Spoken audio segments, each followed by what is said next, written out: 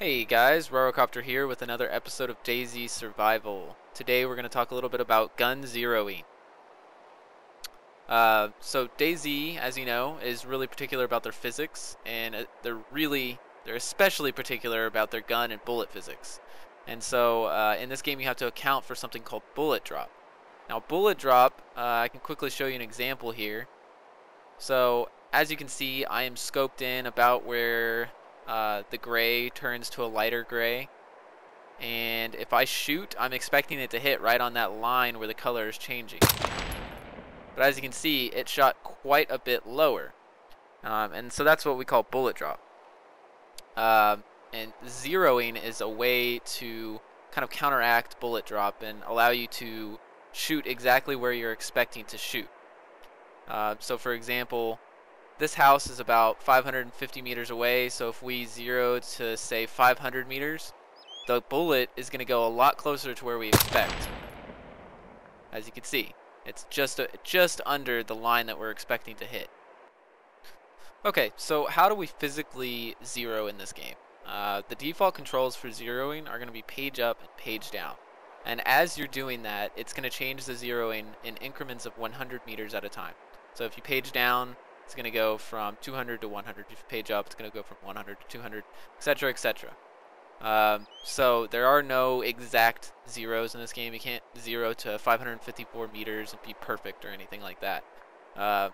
But there are ways to account for the being in between those increments. So here I'm going to show you just a quick example of what it looks like whenever you're way over or way under, just so you can see what you need to do to counteract those type of situations. So here we're gonna, as you can see, this house is 228 meters away, and if you look up on the console up there, we're zeroing to 800 meters. And so what's gonna happen is the bullet is gonna go far higher than what we're expecting, because the zeroing is trying to counteract bullet drop. So it's expecting whatever you're shooting at to be 800 meters away, and so it's shooting the bullet much higher than you would expect when you're shooting at something 200 meters away.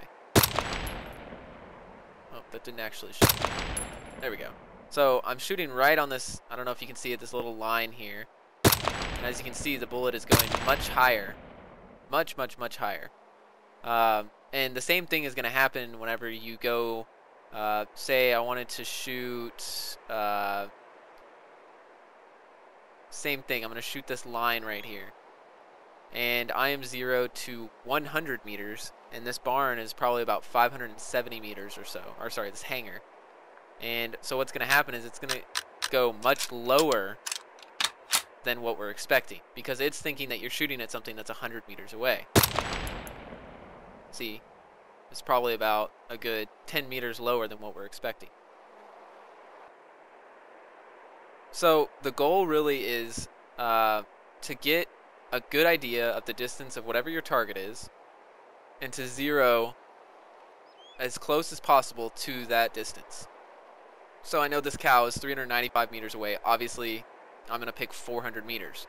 And I really don't have to account for any upper or lower, because a difference of 5 meters is really, you're not going to be able to tell the difference.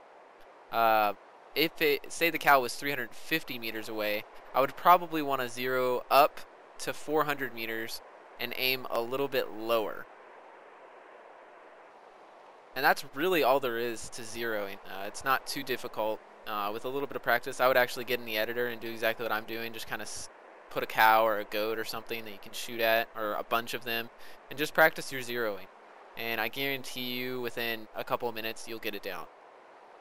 So let's go ahead and take a shot of this cow just for fun. That's all there is to it. And as always, if this video was helpful to you, make sure to like, subscribe, and share. And we should be coming out with another Let's Play here probably mid this week. So be looking out for that. And yeah, you guys have a good week.